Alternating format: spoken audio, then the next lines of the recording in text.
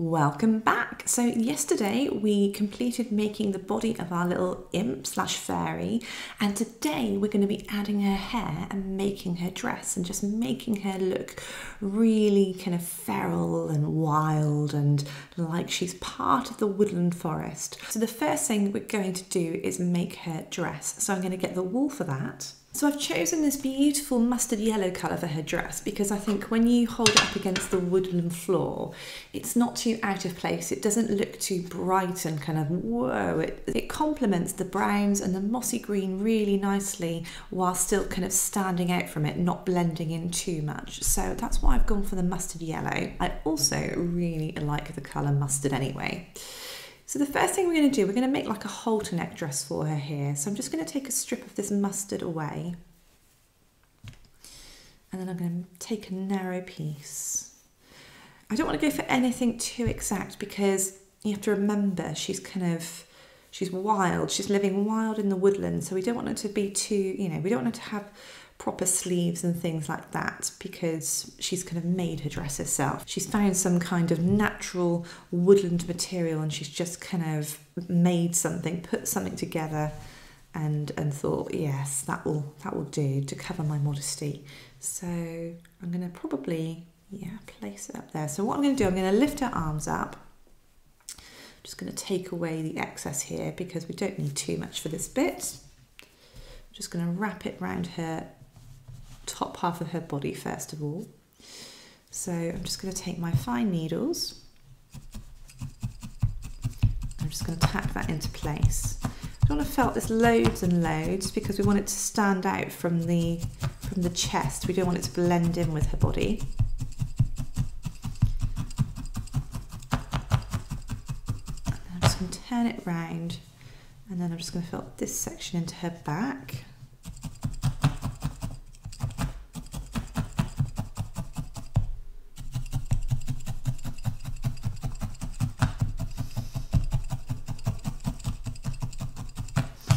And then I'm just going to bring it round and over again like this.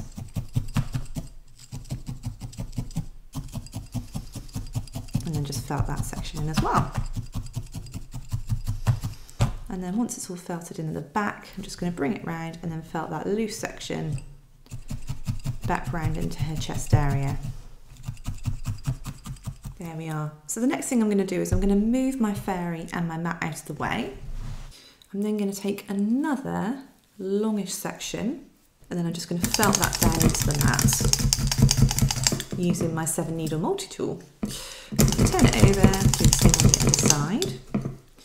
And then I'm firstly just going to fold over one side of this in half so it meets the other end.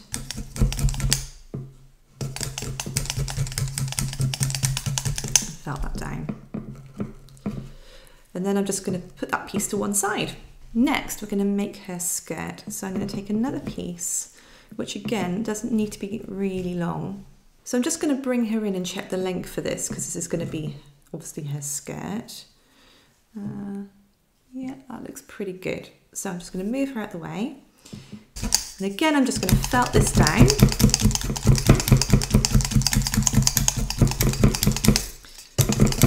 And I'm just going to flip it over. And on the other side.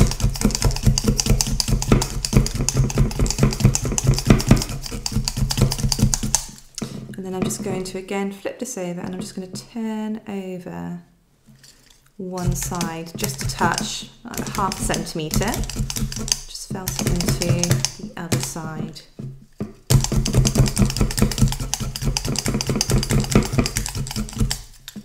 And then I'm going to do the same on the other side. So we have 2 pieces. So I'm going to bring the fairy back in. So the first thing we need to do is take the first piece that we made and we're going to place this about here. So just where her sort of exposed chest is. And then I'm going to take my fine needles and I'm just going to felt that down, those loose fibres, because we left one side loose. So I'm going to felt those loose fibres down into the rest of the top that we've added, or the start of the top that we've added. Like so.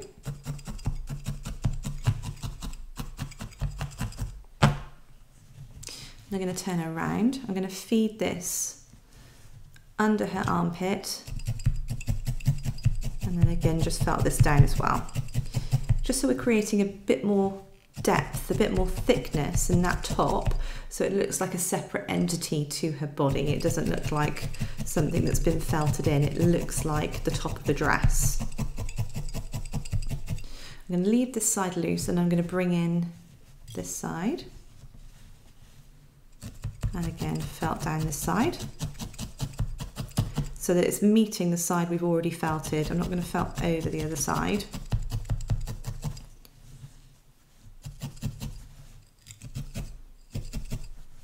I'm just going to trim that excess away. I'm just going to felt that into the back of the body.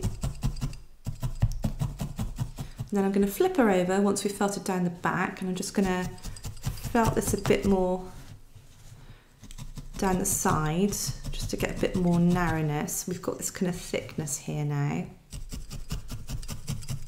just going to felt under her arms a bit more, just to really try and accentuate her little wee waist. And then I'm just going to push ever so slightly downwards into that section we've just added, just to create a bit more of a divide and a bit more thickness there as well, just so it looks like it is, again, separate from the rest of her body. Just going to squidge this bit down under our armpit because it would be squidged down a bit more. So what I'm going to do next is take this larger piece that we made and I'm going to place it probably around about here, where her waist starts to drop off. And I'm going to place it so that it's quite loose around the waist, so about there, I think. And I'm just going to take my needles and I'm just going to felt around there. It seems like a bit of an unconventional way to add a skirt, but all will become clear in a moment. Remember, I said I want to keep her kind of wild and not too pristine.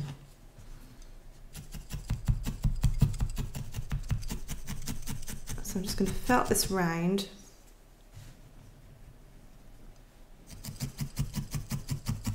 So that we're felting in the skirt so that it can't go anywhere.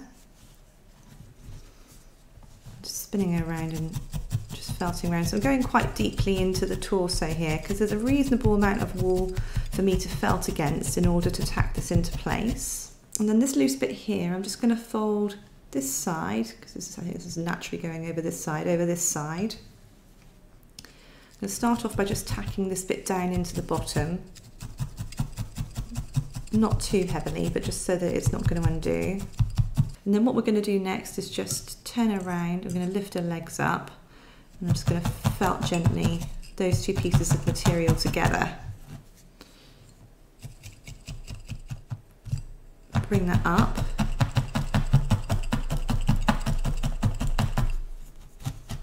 To create more of an edge for us. See, when you're doing this, just keep lifting so it doesn't adhere to the mat. Just going to keep spinning around like climbing Minogue so I can felt all the bottom of that dress in. So there we go, so we've got this dress now, we've got this nice thick kind of base to it here, this sort of seam I guess, or whatever you want to call it, or edge. So she's got her modesty now. So it might look a bit odd at the moment. What we've done here, we've just kind of obviously tacked in this kind of bit here just below the waist, and we have this bit here loose. But what I'm going to do next is I'm going to go back to my olive wool bats. So I'm going to take a thin strip of my olive wool bats and I'm going to place it against her back area, like so. And I'm just going to felt that down, just underneath where the skirt joins together. Get it quite nicely and deeply inset this piece, because this is going to be like rope or something that she's acquired from the natural flora and fauna in the woodland that she's used to kind of tie a dress up so it doesn't fall down and it protects her modesty. Next, I'm just going to bring those two pieces together. I'm just going to loop one under the other. I'm just going to place it where we felted, so we've got it underneath this kind of loose piece here. And I'm just going to tie it quite tightly. And then I'm just going to bring it round and then do another tie and make a bit of a knot for it. There we go, like that. And then I'm just going to take these two pieces here, move our arms out of the way.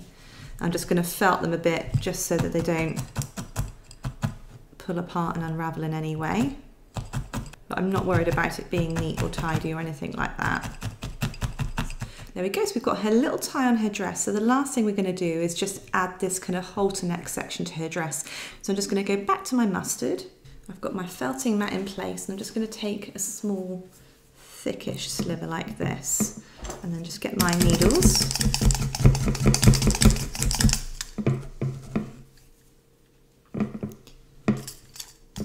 I'm just going to, again, do what we did earlier on with the dress and make this kind of thicker piece, but I'm going to fold both sides up this time rather than one side.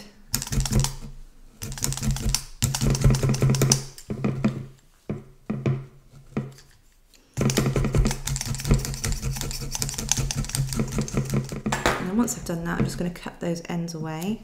1, 2. So we've got this rope-like piece here. So then I'm going to bring our fairy back in. I'm then going to place this around the back of her neck and then down onto the dress like that, and then I'm just going to felt that in.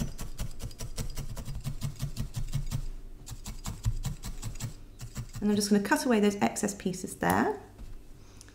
I'm just going to felt those down into the top area, and then I'm going to turn around and I'm just going to felt this down a bit, just pushing it downwards again, just to create more of a narrow section so it looks more rope-like going around the back of her neck.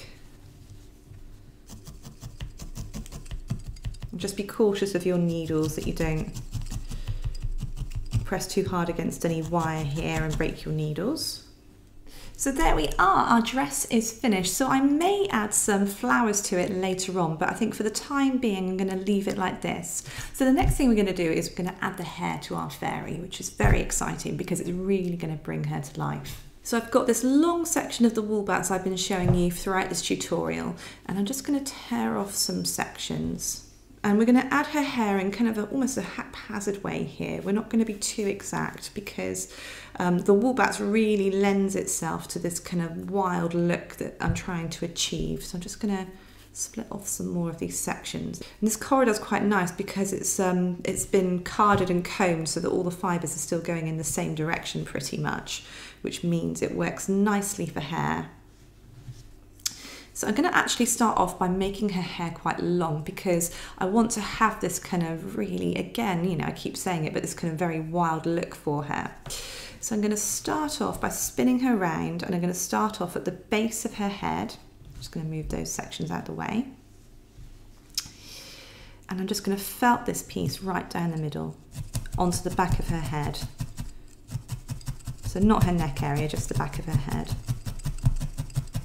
And this is why it's important to have quite a solid ball when we're making the head, because it makes life a lot easier when you get to the stage when you need to felt the hair in. Just going to spin her around. So we're going to start at the bottom of the head. Just felting down the other side. There we go. There we go, like so. I'm then going to take a next piece. And I'm just going to go above that piece. And I'm just going to felt it down this way this time, I think.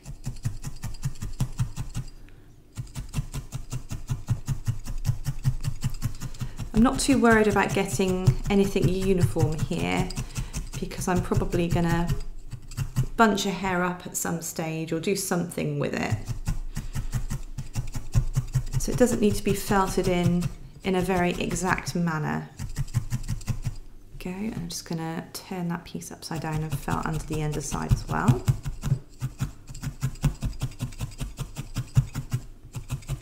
going to felt it down this way again, so straight through the middle,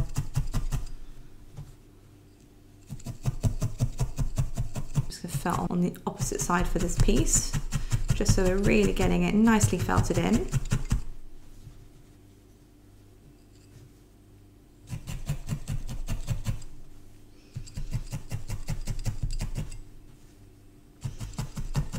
There we go. Then I'm just going to spin her around and add some pieces on the side as well. I'm going to place this one this way, I think. So it really is just doing things by eye and seeing what you think works. So just holding the hair on the head in the position that you're thinking of, looking at it and thinking, oh, is that going to work? Yes, it does. I'll felt it in. No, it doesn't. I'll change the position. There we go. So I'm going to do the same on the opposite side. There we go. So we've got the majority of the head covered in a relatively short space of time. So what we want to do now is concentrate more on the front piece of her head. So we're going to take some finer pieces. So I've got this piece here and I'm going to place it so it's going over the top of her head. And I'm going to create a side parting for her rather than a center parting. So it's going to go slightly off to the side. I'm just going to felt that down the middle and add it in the way that we've already been adding things. And then I'm going to add some side sections here as well. So I'm just going to go back to my wall. I've got some shorter sections here. And I'm just going to place them here on the side. I'm going to have a shorter piece going up here now, but felting in the same way. So felting down the part that we want it to be felted into. There we go, so we've got all of our hair added. So what I want to do now is I want to style her hair a little bit and just kind of make it, keep it wild, but make it a little bit more like she's tried to kind of tie it away because she's out in the forest doing stuff, collecting food, and it's just a bit in her face. So what I'm going to do is I'm just going to turn around. I'm just going to take some of those smaller sections and I'm just going to do a really rough plait in her hair.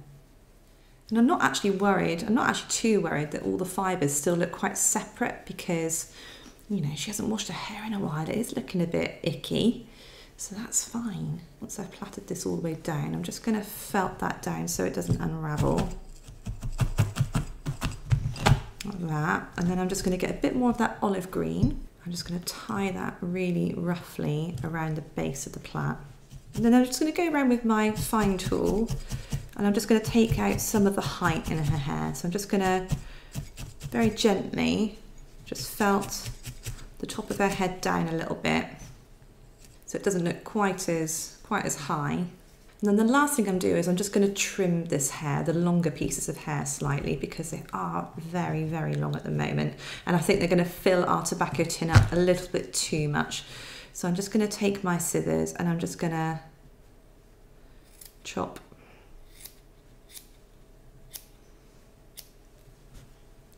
her length off a bit.